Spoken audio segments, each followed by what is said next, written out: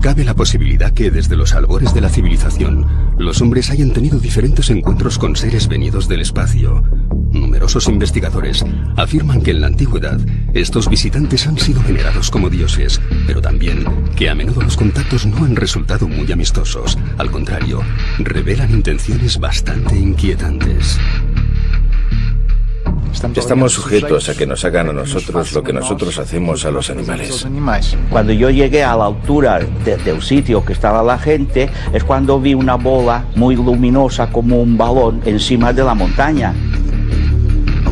Afirmativo, lo tenemos cada vez más cerca. Y el tráfico sube mucho más rápido que nosotros y se acerca cada vez más. Y los militares abrieron fuego contra ese extraño ovni y las balas fueron como absorbidas por el artefacto.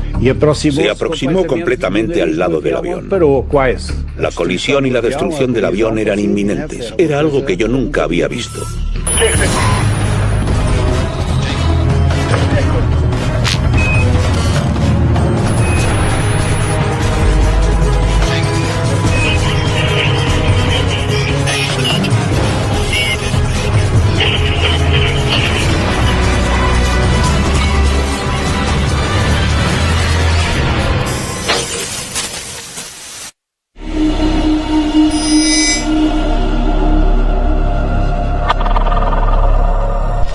La posibilidad de entablar contacto con una inteligencia que procede de otro planeta es seguramente el gran anhelo del ser humano. Sería la confirmación de que no estaríamos solos en el universo. Pero si llegase el caso en que esto ocurriese, ¿cómo se produciría el encuentro? Nosotros no queremos estar solos en el universo. Por eso siempre estamos buscando algo. Inclusive en la Tierra lanzamos sondas con la intención de conectar con alguien. Y ese contacto fue descubierto por el científico Stephen Hawking hace poco tiempo y puede no resultar muy bueno. El encuentro con extraterrestres, en principio, puede dar algo de miedo y después, si consigues integrarlo con algo que ya conozcas, te puedes quedar tranquilo. Puedes pensar que es algo extraño e intentar entender lo que va a pasar a continuación. Si yo no integro ese contacto, que ya conozco, seguro que voy a tener miedo. Si el comportamiento de esos extraterrestres que vienen a nuestro planeta es el mismo que hemos seguido nosotros cuando se han producido las diferentes colonizaciones, la verdad es que es para temerle.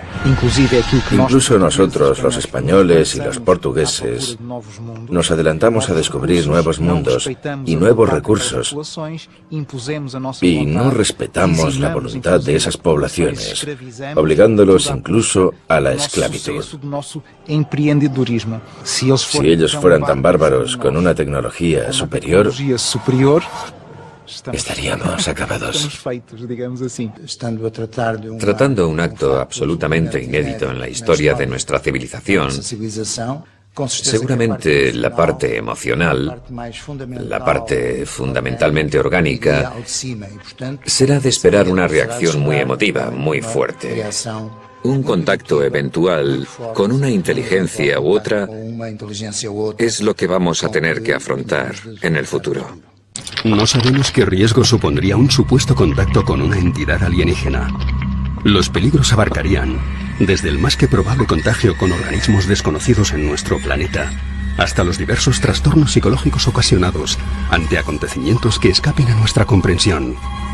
Nosotros no sabemos hasta qué punto no puede haber un contagio con otras criaturas. En el caso de la Varginha en Brasil, el supuesto médico militar que estuvo con la supuesta criatura, el señor Paulo, murió pasados 2 días, víctima de un colapso del sistema inmunitario. El contacto con extraterrestres, a través de cualquier medio, depende de la persona que lo va a hacer y de cuál es su intención. Puede ser muy peligroso si la persona no está centrada y no tiene conocimiento científico y se cree todo aquello que va a ver, que va a tener un contacto real con ellos en ese momento. Pero esto puede ser únicamente algo imaginario y ver una proyección de aquello que realmente desearía ver. Por lo tanto, en ese caso hay realmente peligro. Si no hay un estudio de aquello que se hace en esa adhesión a esa nueva filosofía, esa persona no tiene un conocimiento científico. Es mejor no meterse en este tipo de investigación, porque es peligroso.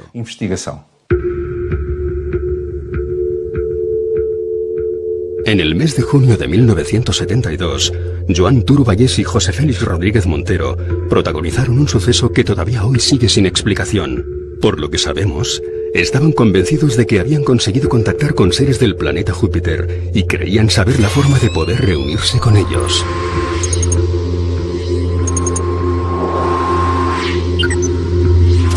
Junto al sumario fueron encontradas algunas fotografías de objetos volantes no identificados, así como algunas psicografías que evidenciaban que estos dos hombres habían mantenido alguna suerte de contacto con entidades no humanas. José Félix y Juan Turuvalles decidieron en el mes de junio del año 1972 quedar en el apeadero de Torrebonica, en Tarrasa, y bueno, pues allí decidieron abandonar su cuerpo físico. ¿De qué forma? Permaneciendo tumbados sobre la vía del tren, esperando a que el convoy literalmente los decapitara. Se desplazaron a un punto kilométrico de la vía Madrid-Barcelona para que el tren les decapitara, dejando sobre sus pechos un lacónico mensaje: los extraterrestres nos llaman. Lo que ocurrió la noche del 19 al 20 de junio de 1972 sigue siendo un enigma cuando aparecen los dos cadáveres. La pregunta es quién les ayudó para que aguantaran el miedo a ese tren que se les venía encima, y luego los detalles, sobre todo ese papel con ese mensaje. Hubo una tercera persona que les tuvo que ayudar.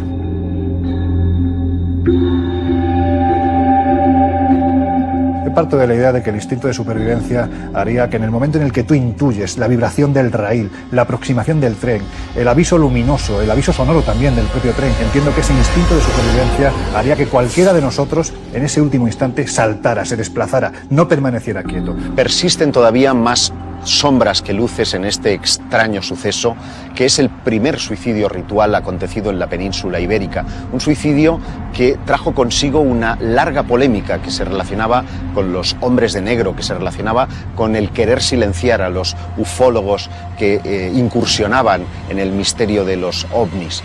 Pero nunca sabremos realmente si alcanzaron su objetivo, si ellos fueron, como pretendían, viajando hasta Júpiter. Quizás en una mente muy joven como la de Juan Turuvalles, José Félix Rodríguez Montero influyó lo suficiente para en un momento determinado convencerlo de que el suicidio era el único paso para poder acceder a un contacto real. Pero estoy convencido igualmente que en el último instante Juan Turuvalles decidió apartarse de esa vida, o lo hubiera decidido de no ser porque en un momento determinado José Félix Rodríguez Montero utilizó algún tipo de elemento para que este joven permaneciera postrado. De hecho, se encontraron algodones en los que había impregnado formol, por lo tanto ese formol se utilizó y sin embargo en el sumario pues prácticamente no se reflejó. Yo creo que la única explicación es que ellos entraron en una vorágine contactil con seres supuestamente de otro planeta, y en el grupo en el que estaban, con una tercera persona, que es la clave de este enigma, decidieron quitarse la vida. ¿Hubo contacto real? En su génesis pudo haber algunas experiencias que a día de hoy no tengan explicación, pero fue un delirio propio de los años 70 con el mundo de los extraterrestres tan en auge en aquella sociedad. Yo creo que cuando uno llega a ese punto, a dar ese último paso, es porque su creencia es verdadera, es absoluta. Por lo menos para ellos, otra cosa es para los demás. Podemos aventurar cuáles serían las intenciones de una civilización extraterrestre que arribase a la Tierra. Si acudiésemos a nuestra historia, diríamos que podrían venir en plan de conquista o exploración. Según los expertos, cualquiera de las dos posibilidades podría encerrar una más que posible amenaza. Un desconocido para nosotros será siempre un factor peligroso, una incógnita, que nos supondrá problemas de autodefensa, de preservación de la propia especie, incluyendo naturalmente la reacción armada, la reacción más emotiva, más emocional que he mencionado antes. Nosotros no sabemos si ellos vienen con una actitud de conquistar o de investigar. Ambas tienen peligro porque un investigador también nos puede hacer creer experiencias que nosotros sabemos bien qué resultado tienen. Y porque un conquistador nos puede querer aniquilar. Por eso Ambas situaciones pueden ser una amenaza. Pienso que en este caso nos podríamos colocar en la posición de las culturas amerindias cuando fueron visitadas por el descubridor europeo. La misma perplejidad, el mismo temor, la misma reacción, como si dijésemos a nivel de pánico y de autodefensa. Desde mi punto de vista, ni exploradores ni conquistadores. No creo que los ovnis sean naves de chapa que lleguen a este planeta en una misión exploratoria. Eso es un concepto muy humano. Es otra cosa mucho más compleja. Tiendo a pensar que tiene más que ver con inteligencias de otras dimensiones que de algún modo están interaccionando con los seres humanos desde el principio de los tiempos.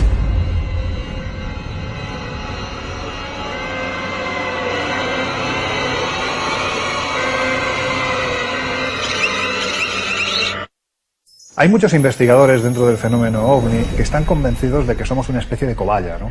De que realmente esos seres estarían utilizando al ser humano de una forma u otra para ver cómo, bueno, pues respondería ante el encuentro directo con una entidad, con una inteligencia que procede de otro planeta. Que realmente nuestro planeta es una especie de laboratorio y ellos son los médicos que están jugando con los seres humanos que estaríamos en un escalón o varios escalones por debajo de estas inteligencias. Estamos sujetos a que nos hagan a nosotros lo mismo que hacemos nosotros a los animales. Colocar chips, hacer experimentos. Hacemos una serie de barbaridades todos los días, inclusive pisar una hormiga, que para nosotros es totalmente insignificante. Al hacerlo, ni lo sentimos. El 17 de agosto de 1966, fueron encontrados en Morro do Vintém, montaña situada cerca de la ciudad brasileña de Niterói, los cuerpos sin vida de dos jóvenes especialistas en electrónica, conocidos por su afición al fenómeno OVNI. Lo último que sabemos es que después de adquirir varios componentes electrónicos, se dirigieron hacia la cima de la colina. Lo que ocurrió permanece todavía en el misterio. Lo único que sabemos es que sus cadáveres fueron encontrados con unas misteriosas máscaras de plomo que tapaban su visión, como si realmente hubieran mantenido una suerte de contacto con una fuente luminosa o electromagnética de gran potencia. Hay un montón de incógnitas, de enigmas por desvelar. Aparecieron los dos cadáveres sin signos de violencia, vestidos, llevaban dinero, un cuaderno con unos símbolos extraños grabados. Se especuló con su relación con la pasión o el mundo de los ovnis. El caso Niterói es francamente extraño y hay investigadores que apuntan a la posibilidad de que podría tratarse de un incidente de agresión ovni con muerte de los testigos. Por la autopsia conocemos la hora de la muerte y coincide con el avistamiento de un objeto no identificado que varios lugareños, ellos agricultores, localizaron en la región de Morro do Vintém. Es verdaderamente inquietante. Hay un hecho que conecta directamente el asunto de las muertes de Morro do Vintém con el asunto OVNI, y es el diario que Miguel Pereira deja en este escrito de este suceso. Dos mensajes que dicen: 16:30, tomamos pastillas; 18:30, contacto.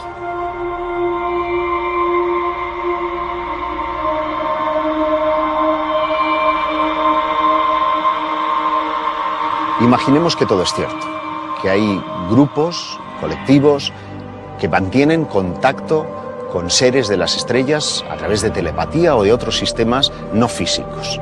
Lo que nos están pidiendo esas entidades es una suerte de sacrificio humano, al menos a tenor de algunos casos que ya se conocen como sectas ufológicas y que han dejado resultados trágicos de muerte. Cualquier secta tiene un peligro. Es un conjunto de personas que vive en una situación cerrada, donde el líder tiene un poder terrible sobre los otros y no permite intercambio de información con el exterior. Yo diría que en cualquier secta es un peligro entrar, sea de tipo político, religioso o de creencias extraterrestres. Uno de los casos más conocidos es el de Heaven's Gate, ¿no? El de la Puerta del Cielo, que en realidad se trataba de un grupo de personas, un grupo sectario, que acabó suicidándose porque creían que que una nave extraterrestre llegaba a la Tierra protegida por un meteorito y que tenían que abandonar sus cuerpos para subir en espíritu a ese ovni. Otro suceso trágico es el de la Orden del Templo Solar, en un cantón de Bélgica y también en Quebec, en Canadá, donde sus miembros fueron todos literalmente asesinados. Si hay un caso en el que los expertos han defendido a capa y espada que se produce la intervención directa de unos extraterrestres que de una forma u otra están experimentando con una serie de retrovirus que se les escapan y que finalmente acaban con la vida de una persona, concretamente con la vida de Margot Shelley, la hija de la marquesa Ruiz de Liori, pues es el caso célebre de la mano cortada. Parece tener una especie de conexión con una parcela muy concreta del asunto OVNI, que es el planeta Humo. Por una carta que estos presuntos extraterrestres mandan a una serie de contactados en el año 71, se establece que unos misteriosos médicos nórdicos habrían amputado la mano de su hija Margot, una mano que efectivamente apareció junto a otros objetos verdaderamente truculentos en su casa de Albacete. Lo que se nos dice es que hay dos personas ataviadas con batas blancas, con el cabello largo, rubios. Sería una representación muy típica de lo que eran los extraterrestres para los contactados, especialmente en la década de los 50-60 del pasado siglo. Se dice que esos hombres de aspecto eslavo estuvieron trabajando en los sótanos de la casa que la marquesa tenía en Albacete, concretamente en la calle Mayor, y estuvieron experimentando con seres humanos, también con animales. Como es lógico, la policía no entiende de extraterrestres y Margarita Ruiz de Liori terminó siendo detenida por este suceso. Pero el misterio volvió a la primera plana de la actualidad cuando en 1971 aparece esta carta de los humitas que establece que esos médicos nórdicos altos serían presuntamente estos exploradores extraterrestres que habrían ido a buscar la mano que había amputado la marquesa de Villasante. En los diferentes ejércitos y compañías aéreas del mundo se encuentran archivados cientos de informes de pilotos que han visto e incluso se han enfrentado a objetos voladores con formas y movimientos que no eran capaces de describir. Al parecer, para muchos de estos casos se encontraron explicaciones más o menos plausibles, pero en otros muchos no hubo ninguna justificación. Numerosos pilotos han tenido que salir en misiones de interceptación detrás de ovnis con un resultado dispar. En algunos casos incluso han habido muertes o desapariciones de pilotos después de que se tuvieran que enfrentar a este desconocido fenómeno. Juan Ignacio Lorenzo Torres, un piloto español que en los años 60 vivió un encuentro cercano con un objeto volador no identificado que llegó a colocarse 6 o 7 metros por delante de la carlinga del avión. Él decía que era como si estuviera vivo. Llegó en cierto modo a establecer una comunicación con este objeto volador no identificado que llegó a ser detectado en el radar y generó una investigación oficial por parte del Ejército del Aire. Si un piloto dice que ha visto un objeto volante no identificado, como son tantos y tantos los casos que hay, en los que además ese objeto ha jugado literalmente con la tripulación, con el mismísimo avión, es porque había algo extraño detrás. Ronald Reagan realizó una serie de declaraciones que sorprendieron muchísimo. Reagan llegó a declarar que si en algún momento la Tierra era invadida por una civilización extraterrestre, entonces acabarían las diferencias entre las dos grandes superpotencias de entonces. A partir de ese momento, su gobierno puso en práctica la iniciativa de defensa estratégica, que era una red de satélites que tenía como misión interceptar posibles misiles, pero que parece, a juicio de algunos especialistas y ufólogos, que tenía un propósito oscuro, y era protegernos de una amenaza extraterrestre.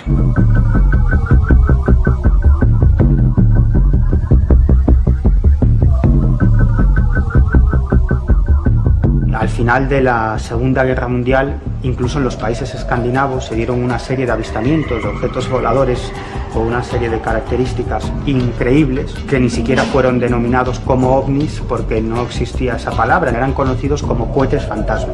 Podemos determinar que el nacimiento de la actual era ovni, asociada a su vez al fenómeno extraterrestre, nos llevaría a una época muy determinada, que es el 25 de junio del año 1947, cuando un piloto privado llamado Kenneth Arnold está sobrevolando el monte Rainier, que se encuentra en el estado de Washington, y él asegura observar justo delante de su pequeña avioneta planeta. 9 formas que él catalogó como platillos volantes, también como alas volantes, que prácticamente jugaban con su aparato. Y estamos hablando de un piloto muy veterano, con muchas horas de vuelo, acostumbrado a sobrevolar esa zona, y no sabía qué tenía delante de él. Incluso antes de la aparición de los cohetes fantasma hay reportados infinidad de casos de avistamientos de objetos voladores no identificados. A finales del siglo XIX, en los Estados Unidos, se produjo una intensa oleada.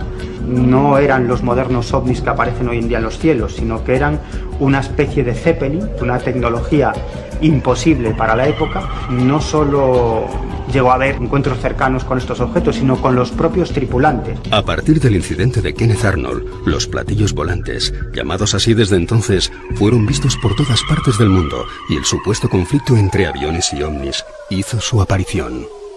Se han producido diversos incidentes entre aviones caza y objetos no identificados que han salido en misión de interceptación. Todos los incidentes que tenemos registrados han terminado con la pérdida de aviones o de vidas humanas frente a la de objetos no identificados. En la base aérea de Zaragoza se observó un objeto no identificado sobre los militares y los militares abrieron fuego contra ese extraño ovni. Y las balas fueron como absorbidas por el artefacto, pero no hubo un intercambio que directamente pueda entenderse como tal, como una batalla, como una guerra. Lo cierto es que sí hay algunos casos en los que cazas de combate llegaron a disparar contra estos objetos voladores no identificados. Y sucede algo muy curioso. Los ovnis muestran que poseen una tecnología enormemente superior a nuestros aviones de combate y parece que esos misiles no le hacen absolutamente nada. Los pilotos llegaban a decir que era como si el ovni se tragase esos misiles, ¿no? Como si tuvieran la capacidad de desmaterializar esos proyectiles o bien de absorberlos.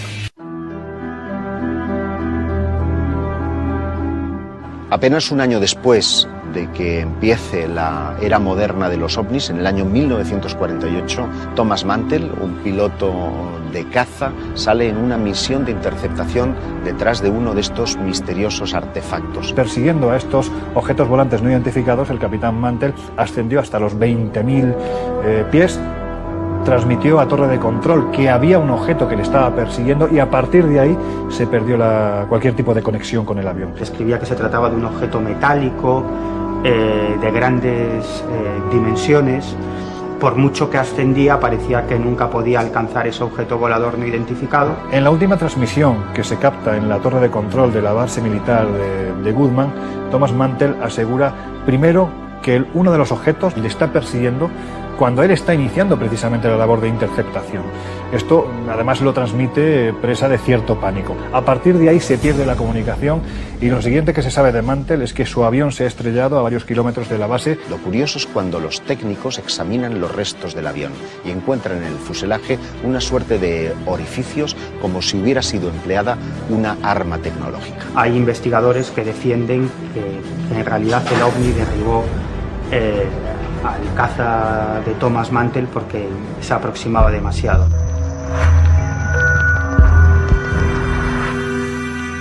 En 1957, durante un vuelo de instrucción nocturna, el capitán Lemos Ferreira, acompañado de los 3 miembros de su tripulación, observaron que lo que al principio parecía ser un planeta se convirtió en un objeto luminoso de grandes dimensiones que permaneció inmóvil delante de su aeronave. Tenemos aquí 4 personas cualificadas con una alta capacidad para el vuelo nocturno que se enfrentaron a un fenómeno luminoso que creció y aumentó su dimensión y causó perplejidad contra la naturaleza, contra su origen y que también llegó a poner en riesgo la propia vida de los 4 pilotos que se encontraron. Ese objeto alteró su forma. Por lo tanto, de una pequeña esfera pasó a ser algo parecido a un dedo doblado con un color como el hierro incandescente, como un rojo vivo incandescente. Y de dentro de ese objeto salieron 3 pequeñas esferas que rodeaban el pequeño objeto. Obviamente, los pilotos se quedaron aún más perplejos, digámoslo así, maravillados con este fenómeno, pero notan que de repente ese conjunto de objetos hace una maniobra descendente y se lanzan contra los aviones. Si el avión viene así, el objeto se lanza contra él. Obviamente los aviones tuvieron que hacer todas maniobras de emergencia para no chocar no solamente contra el objeto, sino también contra ellos mismos. La cuestión fundamental ahí es que las leyes de la física muchas veces pensamos que son inmutables, y eso no es verdad. Cuando observamos las leyes de la física y nos preguntamos si esto convive con estas leyes físicas o no, es como si nos estuviéramos preguntando si realmente hay algo que coincida con la realidad, partiendo del principio que nosotros conocemos como idealidad. La propia Fuerza Aérea emitió un comunicado escrito en el que, en fin, atestaba la competencia de los pilotos que tenían decenas de horas de vuelo. Por lo tanto, eran personas lúcidas, capaces, y por ello no ponían en duda lo que había ocurrido, pero tampoco sabían explicar lo sucedido. Pero tenemos en la península ibérica otra zona donde concurre todavía más fenómenos relacionados con los ovnis y donde incluso la NASA estuvo buscando una presunta base extraterrestre. Hay zonas donde hay más avistamientos de no identificados, de objetos volantes no identificados. Yo no sé si son las zonas o son los lugares donde más miramos al cielo. Ignoramos cuáles son las causas que hacen que una determinada montaña o una determinada localización atraigan sobremanera a los tripulantes de esos objetos no identificados. Pero lo que sí sabemos es que muchos de ellos coinciden con lugares que desde la más remota antigüedad han sido considerados sagrados. Es que en determinados momentos y en determinadas zonas los ovnis aparecen de forma masiva. Me estoy refiriendo a las oleadas de ovnis. La última gran oleada de ovnis que tuvo lugar en Europa se produjo en el noroeste de la península ibérica. Desde finales del año 95 hasta mediados del año 96, cientos y cientos de casos, no solo de avistamientos, sino de filmaciones de ovnis, de aterrizajes, casos con implicación militar.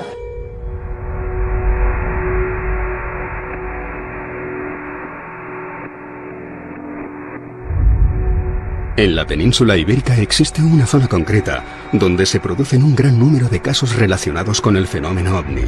Es el llamado Triángulo del Silencio, que se encuentra entre la desembocadura del Ebro y la isla de Esvedra.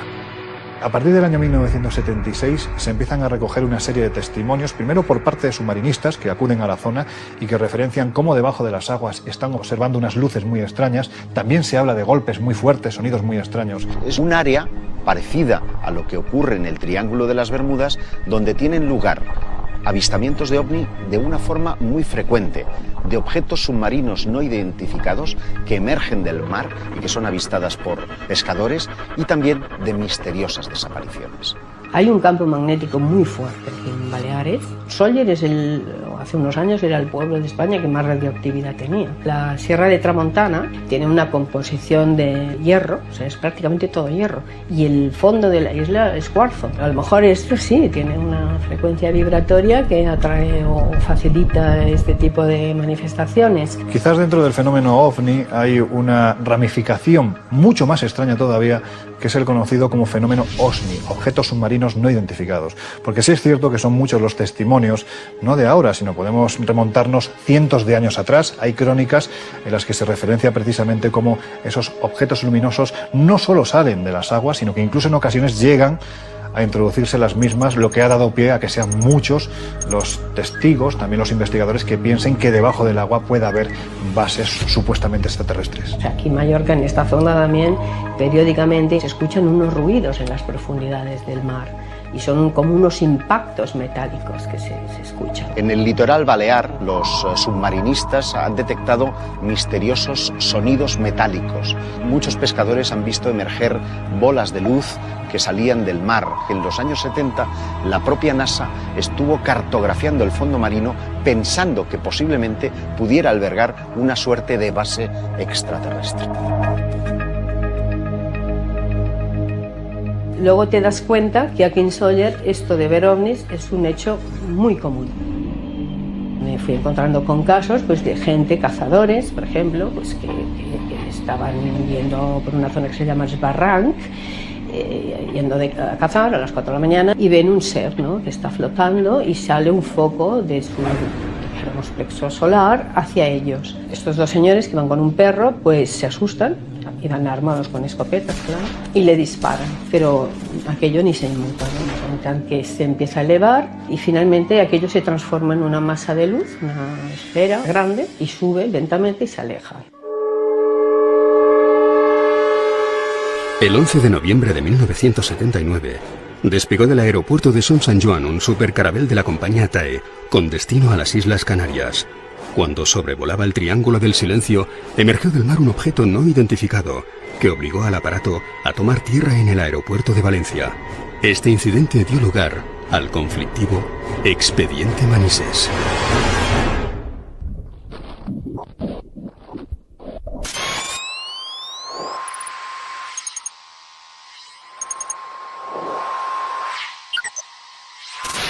Un avión, un supercarabel de la compañía TAE, es obligado a realizar un aterrizaje de emergencia en el aeropuerto militar de Manises, en Valencia, porque algo extraño, un objeto volante no identificado de gran tamaño, de color rojizo, que además es fotografiado desde tierra y visto por decenas de personas, está jugando literalmente con ese avión que, como te digo, es obligado a aterrizar. Hay testigos que te dicen que ya unas horas previas ya habían visto algo, o sea, esferas, y otros pues que vieron lo que Pep Climent vio al salir del cine. Cuando salimos del cine toda la gente se iba hacia el mercado y nosotros no sabíamos qué era porque toda la gente corría hacia aquel sitio. Cuando yo llegué a la altura del sitio que estaba la gente es cuando vi una bola muy luminosa como un balón encima de la montaña. Y como tenía el coche aparcado ahí, en el sitio, pude coger la cámara de fotografiar y pude hacer 2 fotografías. El comandante Javier Lerdo de Tejada observa algo a la izquierda de su avión, que efectúa una serie de maniobras muy extrañas. En ese momento se pone en contacto con la torre de control del aeropuerto de Barcelona. Tenemos 2 señales de luces rojas, como a unas 3 millas a las 10 de nuestra posición. Aproximadamente a la misma altura. A las 10 de la posición, a unas 3 millas a la izquierda de su posición ahora. Sí. Afirmativo.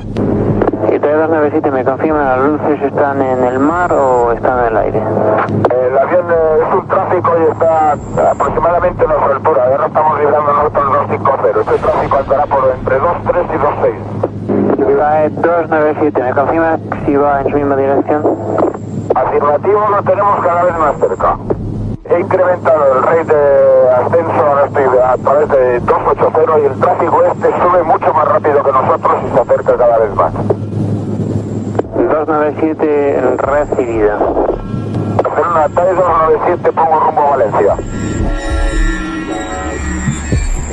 El teniente coronel Pedro Crespí, que era jefe del radar del Puigmayor, simplemente se limitó a decir sí, en el radar se quedó registrado, el ovni de Manises o lo que se viera aquí se captó en el radar. Y no solo él, hay otros militares que yo luego he hablado que también estaban en aquella noche de servicio y sí que lo captaron, ¿no? Esto era una bola como naranjada que subía de la montaña y cuando cogió una altura límite hizo como si reventara la bola. Y usó una calidad muy grande, que es lo que está en la fotografía.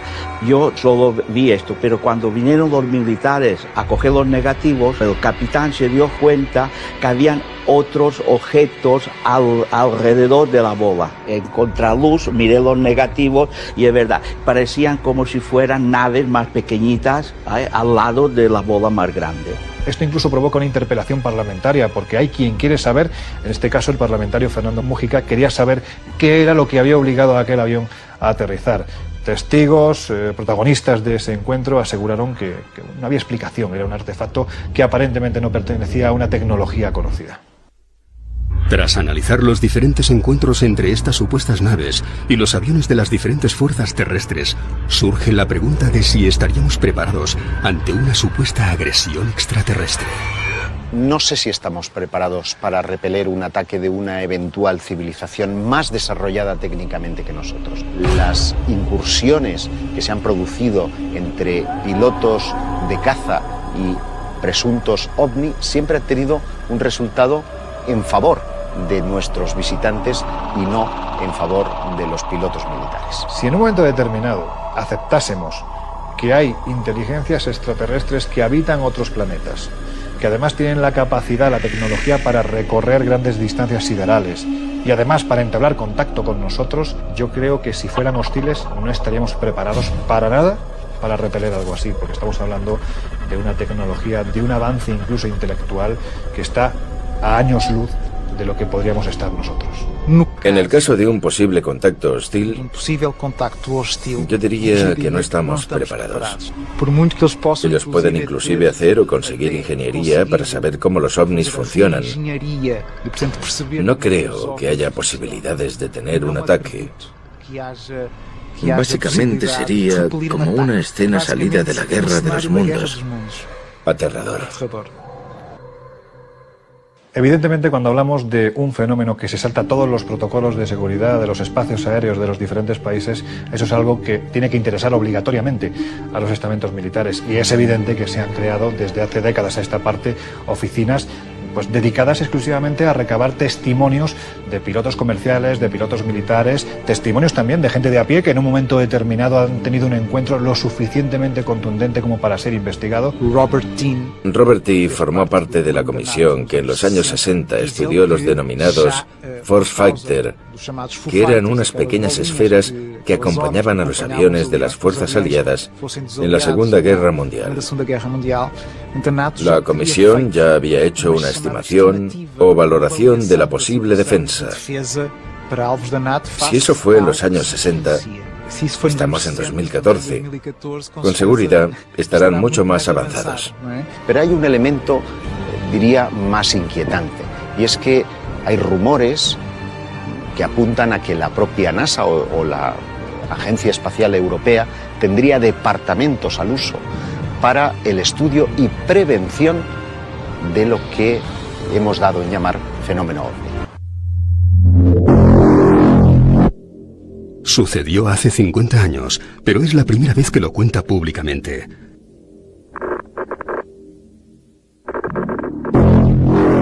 Durante una misión de reconocimiento en el litoral de Angola, el comandante Marques Pereira tuvo un encuentro con un ovni que fue investigado por la Fuerza Aérea Portuguesa.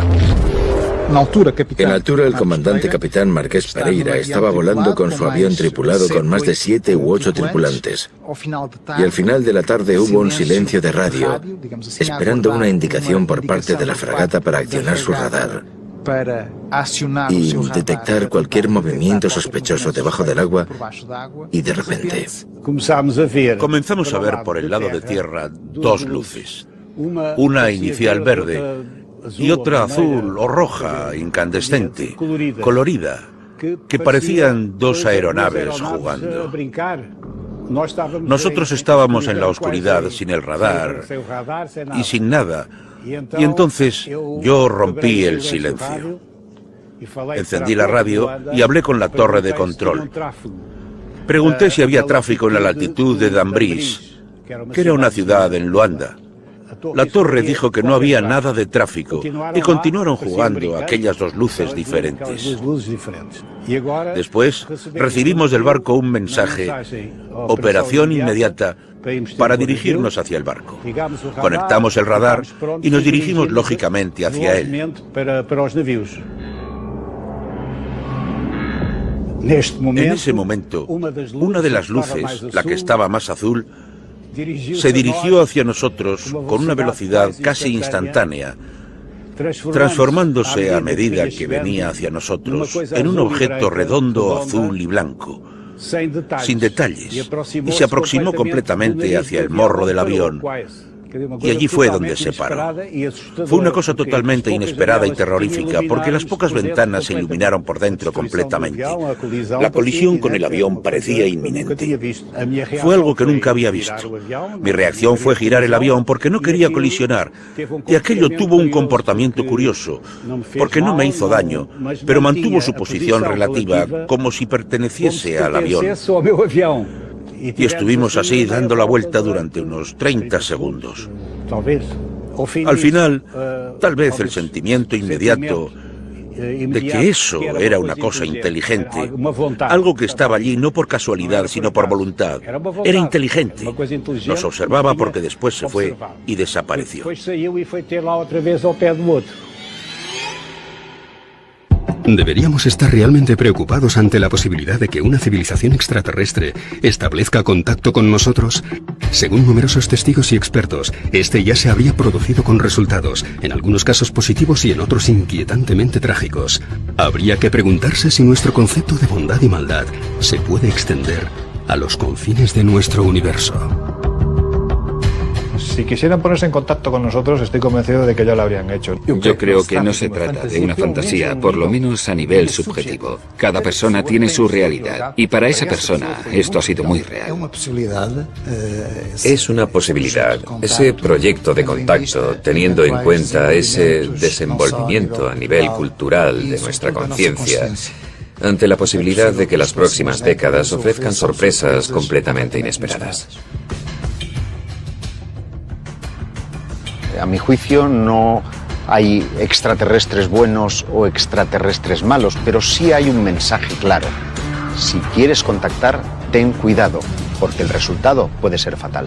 Si tuviera que pensar la forma en cómo influyen en el testigo, en cómo cambian su vida, en ocasiones incluso en cómo la manipulan, estamos hablando de algo muy malo. Simplemente por cómo afecta generalmente siempre para mal al testigo que tiene la experiencia. Por lo general, podría ser bueno. Bueno porque trae más conocimientos de tecnología. Porque trae más conocimientos de avances, que yo diría también a nivel espiritual.